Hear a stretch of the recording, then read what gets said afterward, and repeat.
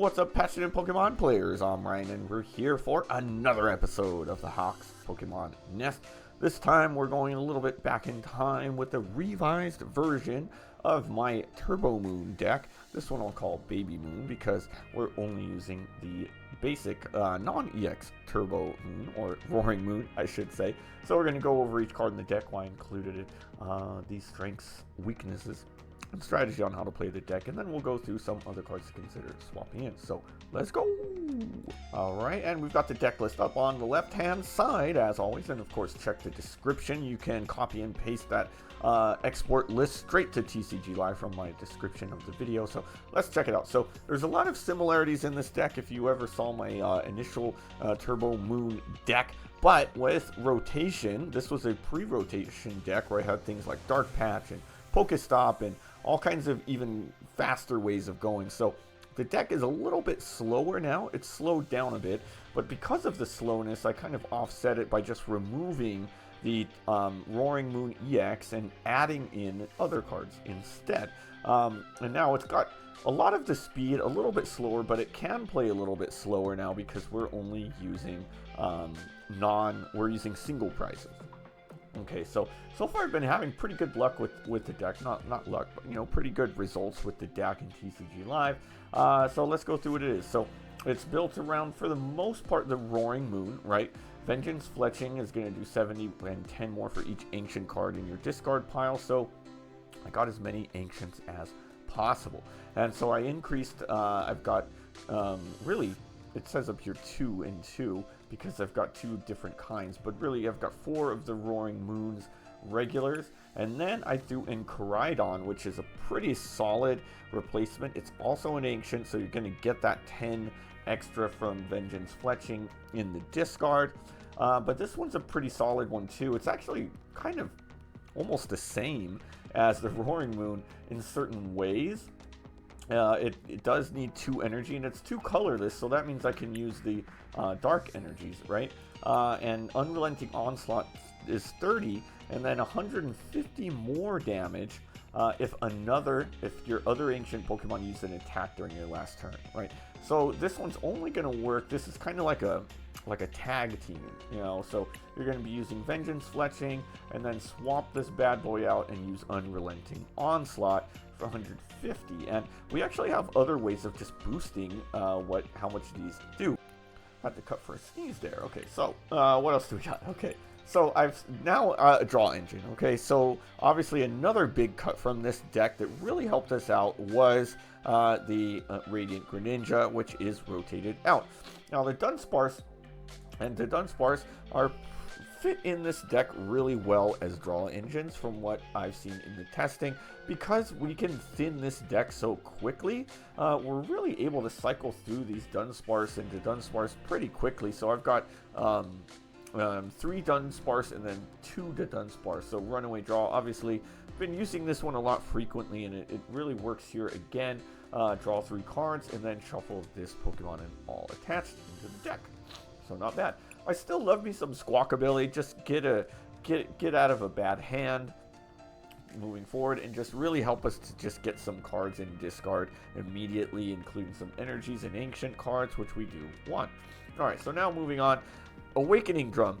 Now I'm probably like the only person who really likes this card here, but I like it. Okay, Awakening Drum, it's another ancient card, so it's going to boost us by 10 and then just gives us the ability to draw, and we're usually going to have 4, 5, even sometimes 6 if we've got a full bench, which will be a little bit rare because we want our Dunsparce, but and the Dunsparce, but you know, this is just a free draw. I really like it personally, so we're keeping that in there. Okay, then Earthen Vessel.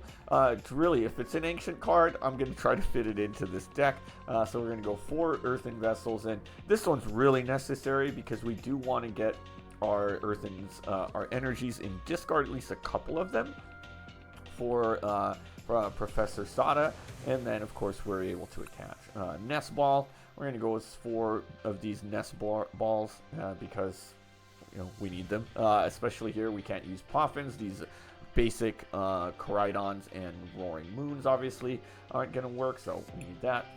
Super Rod, I just threw in, do I just have one? I have 2 Super Rods this time. Really helps us if I get too many energies discarded. Maybe I'm running out of one or the other particular Pokemon, a Koraidon or Roaring Moon. Just really nice here. Switch. Now, I really think Switch... it's so sad because, you know, Switch Cart was such a cool card for our basics last time. Honestly, Switch Cart's not as needed here. I think when we were using the Roaring Moon EX and sometimes he was taking damage, then we could switch. But a lot of times these are going to get one shot. So 4 switch cards in this case are perfectly fine. Ultra Ball. How many Ultra Balls do I have? I feel like I might have went up to 4 here. Did I? Yes, I did.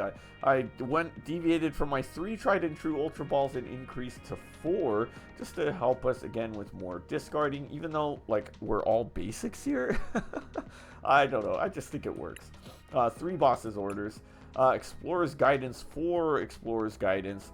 You know, we want to be able to just get as many ancients and, you know, solid searchable card to help us discard. Professor Sada's Vitality, of course, we're going to go with 4 of these. This is really like our go-to supporter card. If you can use it, you're going to use it that turn. Draw 3 and discarding and just load up our ancient Pokemon. And this really helps us to keep things going. We only need 2 energies on our ancients, so at some point if you can play this out and you've got enough on bench, you're going to be ready to just swap out Pokemon every single turn. Alright, and then the Ancient Booster Capsule, just really good here. I mean, 60 HP, can't be affected by special conditions. A lot of times our Roaring Moons are still going to get one shot, but not always. Sometimes this is going to save us with that, so it's really nice. Alright, now Brave Bangle, I added this one in. It's, you know, considering the fact that we do want to use the Ancient Booster Capsules, but we only have 4 and we've got 6 prizes. So let's say our opponent only knocks these out, then this is good, right? 30 more damage to the Pokemon EX.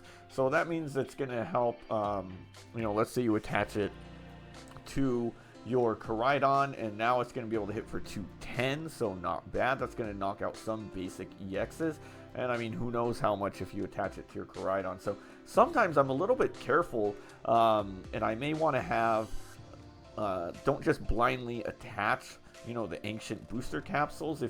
Even if you have one in hand, maybe you want to kind of sit on it for a turn or 2, because you may be able to get the Brave Bangle on your Roaring Moon or Koraidon, and that's going to help you be the difference between a knockout.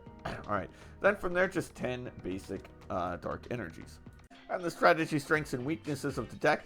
As with many of my decks, you want to be swarming your bench, especially in this case, so that you can be using Sada's Vitality and throwing energy. We only need 2 per, and that means you can load up from 0 to 2 energy and be ready to attack in a single turn as long as you have 1 energy in hand and 1 in discard. Obviously, you can load up 1.5 Pokemon to go because you use Sada's 1/1, and then you attach per turn. So this can really help us. So you want to get that bench just ready to go, so that if they, you know, later in the game, if you start getting Iono'd and don't have stuff in hand, boom, we're good to go.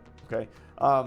Alternate attacks. You know, you're going to want to go Roaring Moon, and then if they knock out the Roaring Moon, then you want to throw in the Koraidon next, and then if the Koraidon somehow doesn't die, then you're going to want to use a switch card in order to get your Roaring Moon back, because you cannot use Unrelenting Onslaught 2 turns in a row. Okay, so think about that. And then thin and discard. I mean, again, I love thinning decks out, especially with these single prize decks that could just sneak up on opponents. But at the same time, you know, when you're going 3-2-1 instead of like 4-2, Iono, you're a lot weaker to cards like Iono getting late into the game. So especially other things like bench damage as well, they're going to start to add up on our 130, 140 HP guys. Obviously, we can get the Ancient Booster Capsules, which will boost the Roaring Moon to 200 and 190 for Koraidon, respectively. But you know, you've got that. Also know that the you know, they can boss up other things and KU the Dunsparce. Not as bad though. Sometimes that's actually I don't mind if they do that. So anyway, yeah. The strengths, it's pretty fast ramping, at least in the beginning, right? I mean, you can get some decent damage to where you're knocking out basics and even stage 1 Pokemon pretty quickly with Vengeance Fletching, but it's going to take you time before you're able to knock out these stage 2 EXs. A lot of times you're not going to be able to one-shot them for the whole time, so you are going to kind of trade prizes sometimes, and they're going to do things, but it's pretty fast ramping. It's pretty low energy, 2 energy on either Pokemon, and again, you can do that in a single turn, and with that, it's a pretty consistent deck. You know, there's just so many cards out there that just help you get ready, and because you don't have to worry about evolving, it makes things pretty consistent in there. The weaknesses is it takes time, which kind of is contrary to saying it's fast ramping. You know, it does take time. Sometimes it's going to take you quite a few turns even to 2-shot these EXs. If your opponent can go faster than you and on their second turn get a Charizard EX out, you're going to have a little bit of a hard time. Really, Charizard EX may not be the worst because they're only going to hit for 180, so if you can get an Ancient Booster Capsule, it's going to take them 2 turns, but again, Dragapult's always your worst enemy. You know, the Gardevoirs are going to be tough. Even the Goldango, a little bit. So, you know, those are the top decks I'm always thinking about. But I think that these can all compete with them. I really liked Roaring Moon EX before for those Dragapult matches. I don't think this deck's quite as good against it, but I think it could still hang pretty well. It's obviously low HP, so that's the real difference. You know, these guys are always going to get one-shot by Dragapult, which is why it's not as good. Whereas before, my Roaring Moon EX could survive one of their hits. So there's a big difference. And then if you're not careful, you can deck yourself out with your you know, there's a lot of stuff here. You know, you may not be able to use Sada's Vitality towards the end of the game because you're going to deck yourself out because you've used a little bit too many of the where the heck am I thinking? The Dunsparce, right? Some other cards to consider. I've talked about them a few times as the Roaring Moon EX. I just don't think it quite works. You know, we're not using stadiums in this deck for the Calamity Storm, so we're not able to hit for 220. And then Frenzied Gouging, knocking him out and dealing 200. It's just that 3 energy. The deck now is not built to be able to get that 3 energy as easily. The Dark Patch leaving just really hurts Roaring Moon EX to me. I think not as much the Roaring Moon because we're able to get that. So, but you know, you may consider putting one of them in there. He can help you finish the game with the Frenzied Gouging. I'm not going to do it, but it's something to think about. Another one, obviously, that you see in many Ancient Box decks is the Fluttermane. Midnight Fluttering. Your opponent's active Pokemon has no abilities. I don't really like this one, just because it's like, okay, you have to put it in active. It's almost like a free prize. You know, it's 90 HP. You know, your opponent's going to knock it out. I'm not a big fan. I mean, Hex Hurl for 3 energy is just kind of a waste to me. Pheasantipity, always one to think about. It is a dark one, doesn't really matter here. Cruel Arrow can, again, this one actually is one that can help you finish games, so throwing in 1 Pheasantipity maybe would be an option. Maybe you want to just go down to 2 Dunsparce and risk it. But again, the thing about it is it's a bench spot, whereas I kind of want as many of my Ancients on bench as possible, so I don't know if I quite have room for it. Speaking of stadiums with the Roaring Moon EX, Artisan is a solid one to think about because we're using pure Pokemon that don't have rule boxes. Artisan is always a nice one that works well with Dunsparce because you can use Runaway Draw and then just throw them back on the bench. It's just one I'm not sure how to fit it. Beach Court's another one to think about. Gives you 1 less retreat, which can help you a little bit with your Roaring Moon and Koraidon. They do have 2 retreat costs. The Sada's Vitality can get you back up there, but you know, it does help you maybe in a pinch if your Koraidon is inactive and you don't have a switch card. I don't know. I think about it. Kieran. I love my Kieran, especially for the extra damage. This case, I don't think Kieran quite works because we want to be using Sada's Vitality as much as possible, and then that would prevent us from being able to use Kieran when we may need to switch out, so I'm not including Kieran this time. And then finally, it would be Night Stretcher. one of my favorite cards. I mean, I think one of everyone's favorite cards in this format right now, but just couldn't really find a way to fit it in this deck. I think Super Rod works a little bit better because you kind of don't need Night Stretcher until you do, and really you don't need to recycle until you do. So I think Super Rod works much better in this deck. Alright, and that's going to do it for this episode of the Hawks Pokemon Nest. Hope you enjoyed this video of the Baby Moon. Make sure that you stay tuned for later in the week where we're going to get down in Pokemon TCG Live and test the deck out. If you liked what you saw, make sure you hit that subscribe button and become part of the Hawks Nest. We're a fearless flock of fabulous folks who love to do what we love. Love making these videos, getting these decks. I'm ready for the next Mega Evolution. So, baby, I'm ready for that. So that one's coming soon. But until then, we'll see you next time.